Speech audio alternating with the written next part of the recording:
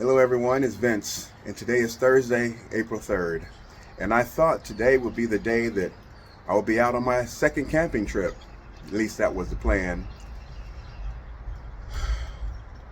However, this Oklahoma weather, it had different plans for me. Tuesday night, we had a tornado. It touched down in Owasso, which is about a 10-minute drive from me. Destroyed several homes. Luckily, it didn't come to my neighborhood and it didn't destroy my home, but we've had severe thunderstorms and just crazy weather, and it's going to be getting even worse tomorrow and the next day. So the camping trip had to be put on hold. I didn't even get to go to Chicago to get my sister like I wanted to, because I called my sister-in-law, who she's staying with, and she said the weather in Chicago is horrible as well. All kinds of crazy severe thunderstorms and stuff going on there as well. So no camping trip, no Chicago trip. And to top it all off, there's something seriously wrong with my Tahoe. Yep, so let me show you the Tahoe. I'm about to take it to the dealership right now, because I think it's the transmission. I'm not really sure, but I'm getting an error message that's saying service the four-wheel drive. And the Tahoe is driving very sluggish. It feels like the brakes are on or something, and the engine is making a weird noise, and that message won't go off the dashboard. So I'm getting ready to take it to the dealership right now, drop it off with them, see if they can at least diagnose the problem, see how much that's going to cost. Hopefully it won't be 5 or 10 grand, because every time you go to the dealership, they just want to rip you off. I do have a friend that's a mechanic that after I find out what's wrong with it, I may take it to him. He'll be way cheaper than what they cost. But in the meantime, yeah, let me jump in there and head to the dealership right now. I swear, when it rains, it pours. So we're here inside the Tahoe, and here's my four-wheel drive dial. And as you see, you got two-wheel drive there, auto, four-wheel drive. Okay, now this wasn't working yesterday. What the heck is going on? Yesterday when I was driving it, it wouldn't switch. It just stayed on auto. And then up here, I had an error message that said service four-wheel drive. Now that message is gone. What the heck is going on? Right when I'm about to take it to the dealership, the problem seems to have vanished. Let me drive it around for a little bit and see what it feels like, because yesterday the engine was loud. It was making a crazy noise. It felt like the brakes were on. So I'm going to drive it now and see what it feels like.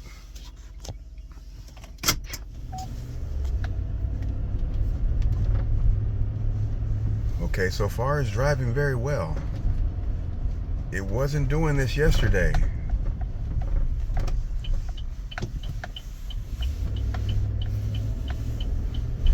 The engine is not loud like it was yesterday.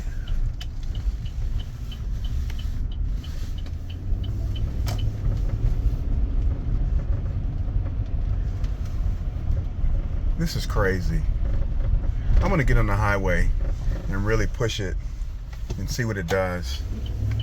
Because I was on the highway last night, and I swear that engine was so loud. It was making a whoo crazy noise.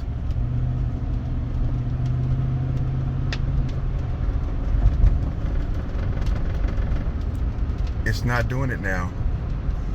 The engine is quiet, purring like a cat. Okay, we're gonna get on this 169 highway. Oh, he's going too slow. Here we go. Let's drive about a couple of miles, get it up to about 70, see what it feels like.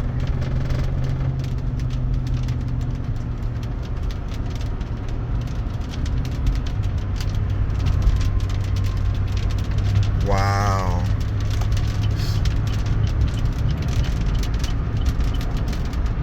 is driving perfectly now.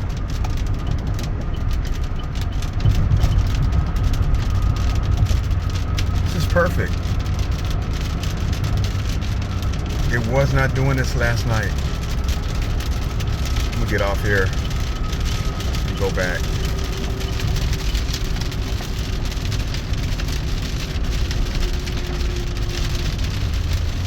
All right, I'm getting back on the highway, heading back home.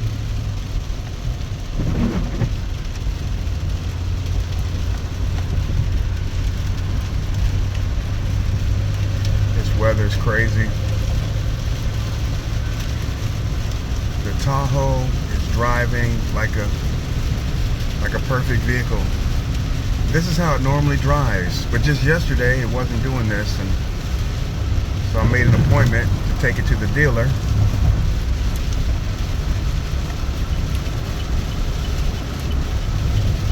I don't know what to do now, because if you take it to the dealer, they're going to charge you just to look at it. And if it's driving like this and there's no symptoms of anything, no error messages or anything like that, they're not going to do anything. They're going to say there's nothing wrong with your vehicle, and then I'll have to pay that money for them to diagnose it and all that. And man, I can't believe this. No error message whatsoever. And yesterday that error message was clear as day. Service 4-wheel drive. Wow. Okay, I'm back home now, and I really don't know what to do. Let me give you a little bit of a backstory. After I bought the trailer last year, I took the Tahoe into the dealership because I wanted to make sure that everything was working perfectly mechanically on the vehicle. And I told them, because I had this problem, I experienced it a little bit last year, that same service the 4-wheel drive error message.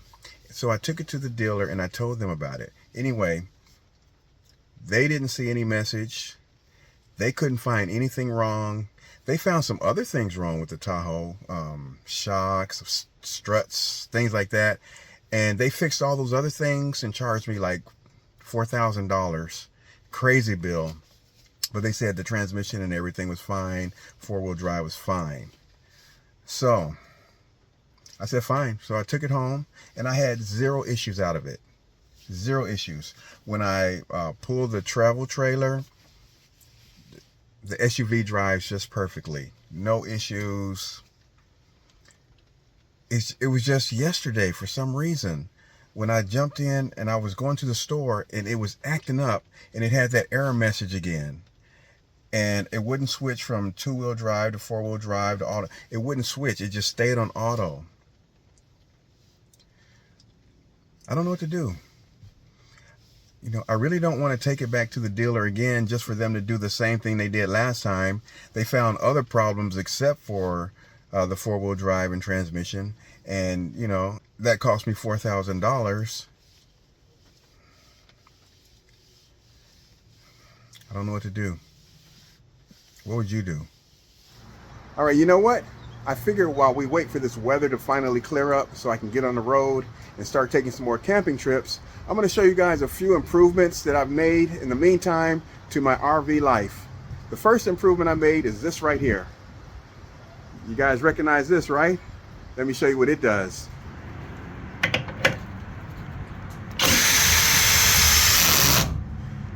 That's right. I finally got one. Many of you out there recommended that I get this, and I finally got it. So I'm looking forward to using this on the next trip. The next thing I want to update you on is my TPMS. You remember in the last video, I was having that issue with that one sensor? Well, one of my subscribers told me to ignore the manual. He says a lot of times manuals get it wrong.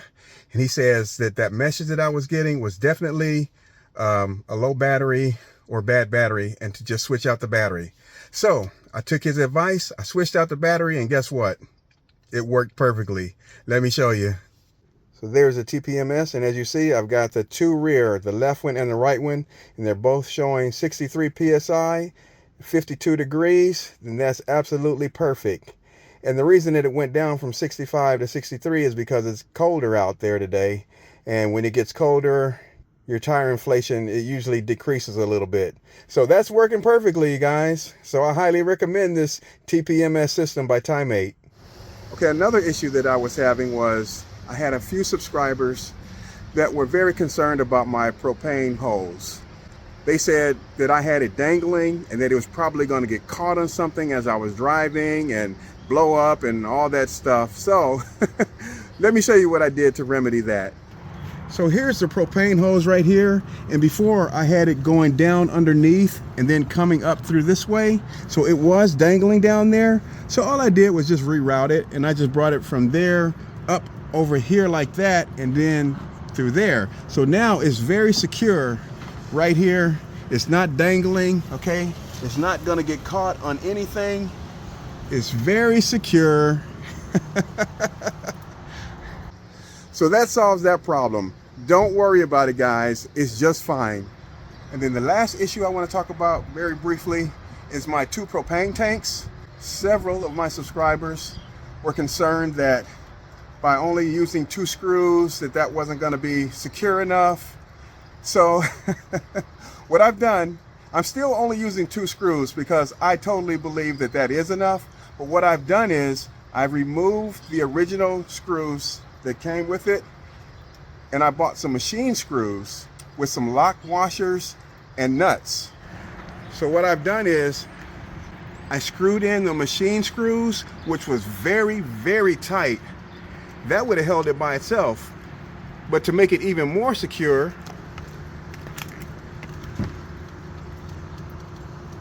down here underneath on the bottom, I don't know if you can see that, but I have lock washers and a nut holding it in place. See that? These tanks are not going anywhere, I promise you. Also, I had a couple of subscribers that told me that these little things here was for me to secure it together with a bungee cord, hook it from that one to the other one over here. And I have a bungee cord right here, and I tried to use it. I hooked it on, but it was much too long. So the next time I'm at the hardware store, I'm gonna have to get one like half this size, maybe 9 inches, and then that way I can secure the cover to the propane tanks. I also bought a hitch coupler lock right there, heavy duty one, just to add a little bit more protection. And you guys already know, if a thief really wanted to get my trailer, all these locks, they actually mean nothing. I've had my 5x8 trailer for 14 years and I know about trailer theft. All these locks, it's a deterrent. If a thief wants your trailer bad enough, it doesn't matter what kind of locks you have on there, how heavy duty they are and all that, a thief will still get your trailer if they want it bad enough. However, the more locks that you put on it, the more the thief might say, I don't really feel like dealing with removing all of those locks today. I'll just move on to the next easier target. So, so as long as I have some kind of locks down here, that may deter some thieves who are thinking about getting my travel trailer. Also, it's the next day, Friday, and the SUV is still driving perfectly. No issues whatsoever. The error message is still gone. I'm able to switch from 2-wheel drive to 4-wheel drive to auto with no problems. I don't get it. But I'm gonna drive it to Chicago this Monday. I think it'll make it. I think it'll be fine. I'm gonna go to Chicago this Monday, get my sister and bring her back here. And then we're supposed to have better weather next week, so I can hopefully take another camping trip. Stay tuned. I just pulled up here in Walmart. I just have to go in here and get a few things. I have a little list, things I need for the trailer.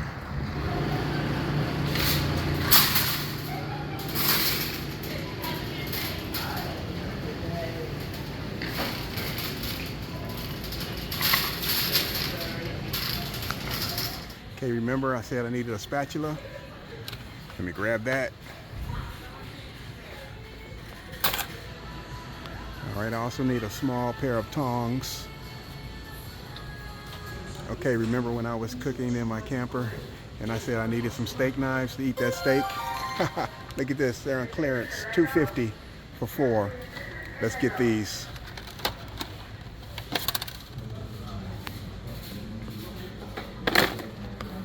All right, and of course I gotta grab me one of these so that I can light my propane stove much better than using that cigarette lighter. $5.82, that's a good price. Wow, look what I found here. I found some other grill lighters, and these are only $1.74. Yes, Walmart. We're gonna take this one instead. And we'll put this one back. Oh, we just gotta get one of these. A dining tray. It's got the legs on the bottom. That way I can sit in my bed and I can eat my food on this tray. Yeah, let's definitely get this.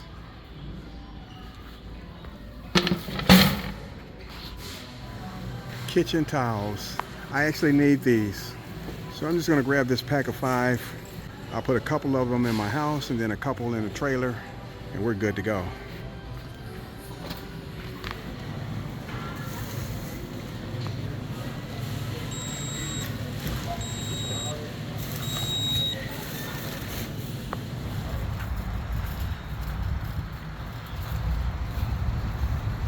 Okay, so I got all of my supplies that I needed for the travel trailer from Walmart. I have one more dilemma, and that is when I bought the travel trailer, they did not give me a lug wrench to take the lugs off the wheels with. And I tried the lug wrench that came with my SUV, but it doesn't fit. That's weird. So I need to get another lug wrench specifically for the travel trailer, and I figure I might as well get a torque wrench as well so that I can make sure that they're properly torqued. So I just pulled up here to AutoZone, and hopefully I can get the right ones. But knowing my luck, I'll get the wrong ones and they won't fit, and I'll have to come back and exchange it. Let's see what happens. Okay, so I see this one lug wrench. Looks like multi-purpose. It has 4 different ones, but the price is $37.99. 38 bucks just for that. So I talked to one of the salesmen in there, and I told him my dilemma and what I was trying to do and what I was trying to get. And I told him that I was trying to get a torque wrench as well. And he says, man, you don't really need a torque wrench for that. You're just going to be wasting money on that. He says, all you need is a good lug wrench and you'll be fine. And I'm like, okay. I kind of thought that anyway, but I'm so glad somebody kind of confirmed that with me. So I asked him which lug wrench did he think I should get, and he didn't think I should get the one that I showed you that was for 39 bucks. It was a smaller one for 29 bucks. He says he thinks that one will fit better. And that kind of made sense to me, because when I tried to use the lug wrench that came with my SUV on the tire, it was too big. And he said, yeah, you really don't need a big one. So I bought the one for 29 bucks. That's it right there. So I'm gonna go home and see if it fits. He says if it doesn't fit, just bring it back. So let's get home and see if it fits. All right, so I got everything on my list that I needed except for a new mattress. Hopefully I can get that done before my next trip. And I just tried the lug wrench on the tire back here, and it fits perfectly. Perfect snug fit. So he was right. He suggested the right one. Hey everyone, it's Vince here, and I'm going to try to wrap this video up. So I'm recording this little outro inside my travel trailer because it's just so cozy and comfortable in here. I just love it in here. And I'll tell you the truth, if I did not own my own home, I could see myself living in here very comfortably. It's really nice and cozy. So I'm really looking forward to my next camping trip. I just need this weather to cooperate. First thing I want to talk about is I'm wondering if I de-winterized my trailer too soon. When I was at the dealer and I asked one of the guys there if it was okay for me to de-winterize back in the beginning of March, that's when I took my first camping trip. And he was like, I don't know, maybe a little early. But the weather was so warm, I said, you know what, I'm going to take a chance on it, and I'm going to de-winterize it, and I'm just going to start camping. Well, Tomorrow, the forecast is saying we're going to get down to 31 degrees. And now I'm worried. I'm really hoping that my pipes don't freeze. I'm hoping that it doesn't get down to 31. So I'm nervous, you guys. Next year, I don't think I will be de-winterizing so early in the year. We'll see though.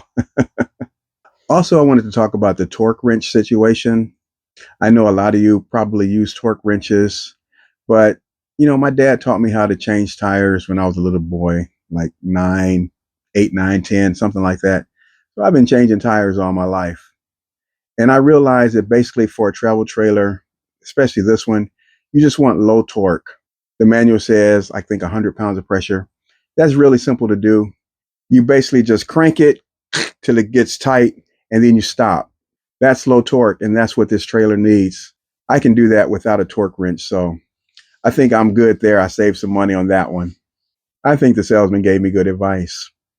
Like I told you guys, I am going to drive to Chicago on Monday to pick up my sister and bring her back to Tulsa. So by the time you guys see this video, I should either be in Chicago or probably halfway there on the highway. So wish me luck on that one. Now, you remember the nuts on the TPMS? I said that I removed them and didn't use them. Well, I did have several subscribers that told me that those nuts help hold them in place or lock them in place or something.